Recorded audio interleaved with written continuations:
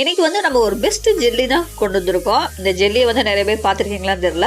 பார்க்குறதுக்கு வந்து happy birthday cake மாதிரியே இருக்குங்க அந்த ஜெல்லி. இந்த ஜெல்லியோட ரேட்டுன்னு பார்த்தா ஒன்லி 5 rupees தான். பார்த்தோன்னே நாங்கள் வாங்கிட்டு வந்துட்டோம் ரிவ்யூ பண்ணலான்னு சொல்லி.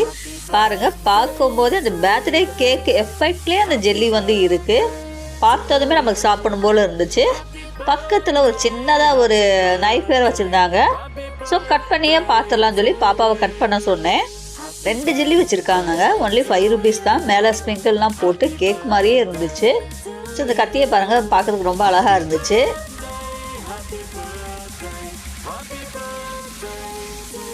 இந்த ஜெல்லி 2 ஃப்ளேவர்ஸ் இருக்கும் போல்.